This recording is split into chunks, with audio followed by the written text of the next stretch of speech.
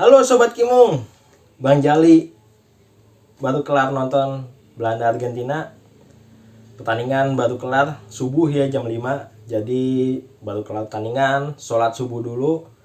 Lalu langsung bikin video karena masih dalam ingatan fresh banget ya. Karena malam ini dua pertandingan Brazil Kroasia dan juga Argentina Belanda benar-benar menampilkan pertandingan yang seru banget dan menghibur, terutama untuk semua penonton netral ya.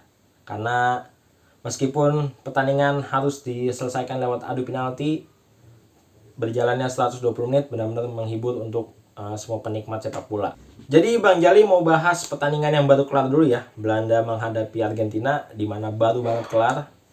Itu Belanda mampu menyimbangkan pertandingan 2-2 jelang pertandingan berakhir. Jadi skor itu selama 120 menit imbang 2-2 ya. Dan harus dimenangkan oleh Argentina lewat adu penalti. Jadi Bang Jali mulai lewat starting line up-nya dulu, di mana Belanda dengan formasi 3-4-3-nya. Sebenarnya 3-4-3 ya menurut Bang Jali ya, karena biasanya di depan ada Gakpo dan juga Depay, kali ini ada Bergwijn. Lalu 4 di tengahnya masih tetap ada Dumfries di kanan, Daley Blind di kiri, dan di tengah ada Martin de Roon dan Frenkie de Jong. Sedangkan 3 belakang tetap ada Nathan Ake, Van Dijk, dan juga Justin Timber, dan kiper masih dipegang oleh Andries Noppert. Sedangkan Argentina tampil dengan formasi dan strategi yang berbeda, di mana yang biasanya 4-3-3 kali ini bermain dengan 5-3-2. Itu di belakang ada Acuna, di sisi kiri Lisandro Martinez, Nicolas Otamendi, Cristiano Romero, dan juga di kanan ada Nahuel Molina. Sedangkan 3 di tengah ada McAllister, Enzo Fernandez, dan juga Rodrigo De Paul. Sedangkan di depan menyisakan Alvarez dan juga Lionel Messi.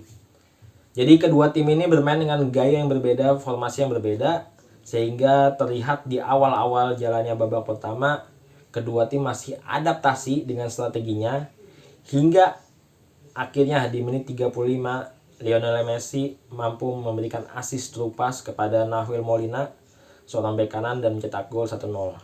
Jadi pertandingan ini kelihatan banget ya, seperti yang Mbak Jali bilang, bahwa Belanda ini kuatnya dari sisi sayapnya, dari sisi kanan dan kiri melalui Dumfries dan juga Daley Blind. Dengan itu diantisipasi oleh pelatih Argentina Scaloni dengan menempatkan 2 bek yang lebih cenderung bertahan, Acuna dan juga Molina. Bahkan Molina mampu menyerang dan mampu mencetak gol gitu. Jadi formasi ini terbukti berhasil meredam serangan dari Belanda, sehingga membuat variasi serangan Belanda yang biasanya diawali dari sayap udah mati duluan di situ.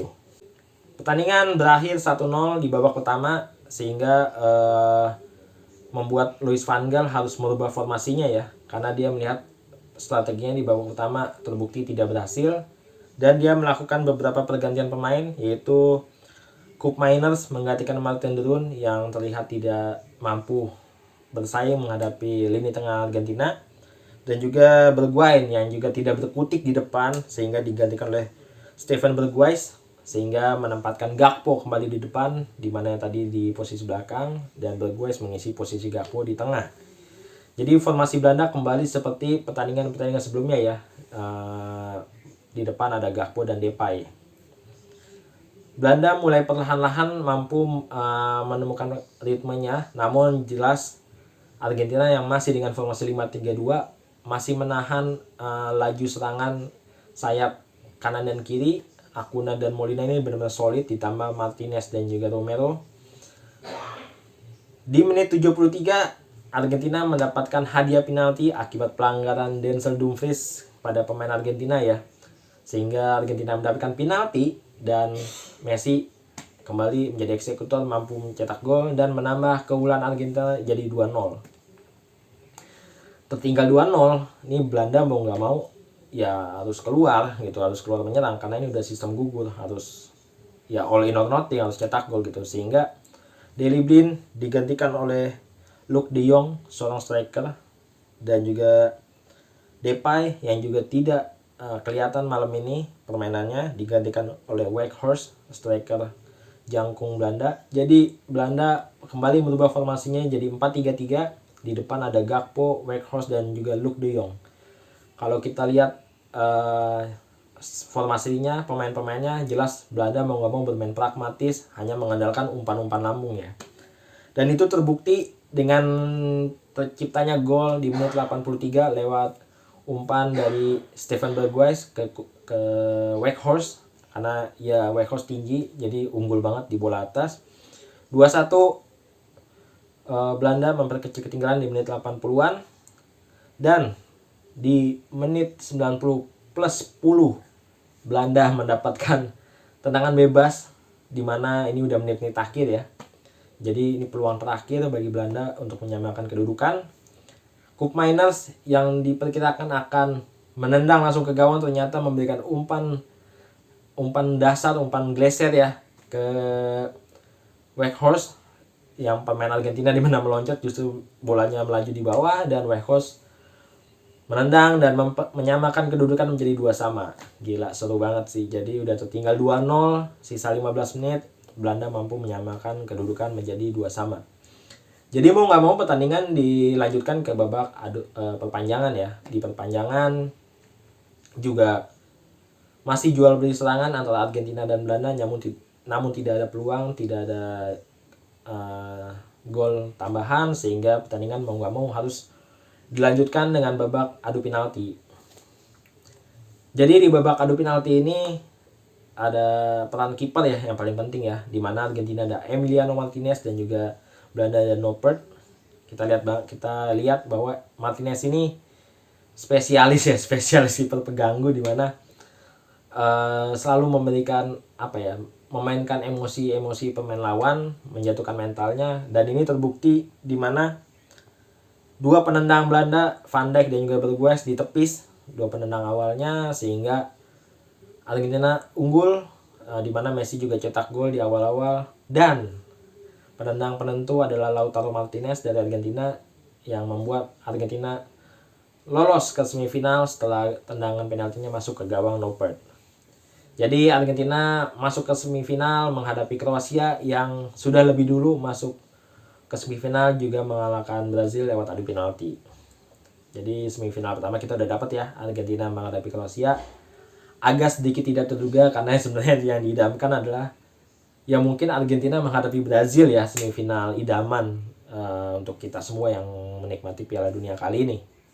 Lalu di jam 10-nya ini yang bertanding lebih dulu ya, itu ada Kroasia menghadapi Brazil, di mana pertandingan juga berakhir dengan adu penalti, dan Kroasia ini ahlinya lah dalam permainan perpanjangan waktu di Piala Dunia, karena sejak 2018 jika Kroasia bertanding melebihi hingga perpanjangan waktu atau adu penalti itu selalu menang ya. Di 2018 di babak ke-16 besar menghadapi Rusia, dia menang adu penalti menghadapi Denmark.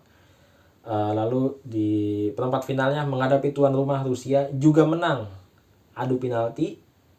Lalu di semifinal Piala Dunia 2018 menghadapi Inggris menang lewat gol di perpanjangan waktu. Lalu di Piala Dunia 2022 menang lagi adu penalti menghadapi Jepang, dan kali ini perempat final Piala Dunia 2022 kembali lagi menang adu penalti menghadapi Brazil. Jadi kalau mau Kroasia kalah ya jangan sampai perpanjangan waktu ya, karena dia jago banget, stamina-nya kuat atau mentalnya udah kuat lah, seperti itu. Bang Jali mulai dengan starting line up-nya dulu dari Kroasia, di mana masih dengan 4-3-3. Di belakang ada perubahan, di mana Bruno Sousa bek kiri sudah pulih dari cedera sehingga dimainkan oleh Zlatko Dalic. Di tengah masih tetap ada Modric, Brozovic dan Kovacic. Sedangkan di depan ada perubahan, biasanya diisi oleh Petkovic, kali ini diisi oleh Mario Pasalic ditemani oleh Kramaric dan juga Ivan Perisic. Sedangkan Brazil masih juga tetap sama dengan 4-2-3-1-nya. Ada Eder Militao yang menempati posisi bek kanan. Di tengahnya ada Thiago Silva dan Marquinhos. Sedangkan di kiri di mana Alex Telles cedera sehingga dimainkan oleh Danilo yang sebenarnya pemain bek kanan dia ya, cuma ditempatkan di posisi bek kiri kali ini. Lalu di gelandangnya ada Casemiro dan Lucas Paqueta. Lalu di gelandang depannya ada Vinicius di kiri, Neymar di tengah, Rafinha di kanan, dan ujung tombaknya ada Richarlison. Jadi kurang lebih formasinya sama ya kedua tim ini ya. Permainan yang Bang Jali kira Brazil akan sedominan itu, seofensif itu seperti menghadapi Korea Selatan, ini tidak terlihat di babak-babak awal jalannya babak pertama. Karena Kroasia justru lebih berani menekan, lebih berani mengendalikan, di mana terutama menggempur sisi kiri Brazil yang diisi oleh Danilo, Juranovic, dan juga Pasalic itu benar-benar memporak-porandakan. Cuman serangan Kroasia masih belum mampu membuahkan hasil ya, karena Kramaric dan juga Perisic ini masih ya memang secara kualitas segitu aja, jadi nggak mampu menyelesaikan peluang-peluang yang ada. Jadi secara permainan di babak pertama itu cenderung Kroasia lebih berani menekan, meskipun pada akhirnya setelah 15 menit kemudiannya, 15 menit selanjutnya ya, itu Brazil udah mulai kembali mendominasi dan memegang bola. Namun hingga pertandingan babak pertama berakhir, skor masih 0-0. Dan ini menurut Bang Jali harusnya ada perubahan ya dari Brazil, karena terlihat banget dari sisi kanan Brazil di mana diisi oleh Rafinha. Itu kelihatan banget Rafinha buntu karena juga nggak ada support dari Militao yang memang posisinya bukan back kanan Militao ini sendiri. Pergantian pemain akhirnya terjadi itu di mana Tite, pelatih Brazil, menggantikan Rafinha yang terbukti mentok, diganti oleh Antony. Namun yang jadi pertanyaan Bang Jali adalah kenapa Vinicius yang bermain baik ini digantikan oleh Rodrigo, yang harusnya yang kalau mau ganti adalah strikernya itu Richarlison. Jadi menurut Bang Jali ini adalah blunder pertama Tite ya, terlalu cepat menggantikan Vinicius pada pertandingan malam ini. Sedangkan Kroasia yang juga terlihat buntu juga di depan, menggantikan Kramaric yang benar-benar nggak berkutik banget menghadapi Thiago Silva dan Marquinhos, digantikan oleh Petkovic, dan juga Pasalic juga tidak bermain baik ya, tidak memberikan hasil peluang juga kepada Kroasia, sehingga digantikan oleh Nikola Vlasic. Dan itu masih ya, Brazil masih dominan, cuman benar-benar nggak ada peluang berarti. Sebenarnya banyak peluang, cuman memang kiper Kroasia ini selalu berada di posisi yang pas saat shoot pemain Brazil ini dilancarkan.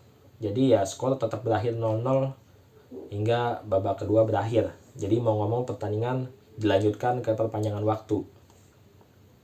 Di perpanjangan waktu Brazil terus menekan dan akhirnya mampu mencetak gol lewat Neymar di akhir babak pertama perpanjangan waktu, di mana Neymar dari tengah melakukan soloran, mengoper ke Rodrigo, umpan 1-2 dengan Rodrigo, disambung dengan 1-2 dengan Paqueta dan melewati barisan pertahanan Kroasia, menggocek kiper dan menendang ke gawang. Jadi itu golnya Brazil banget ya, umpan-umpan pendek.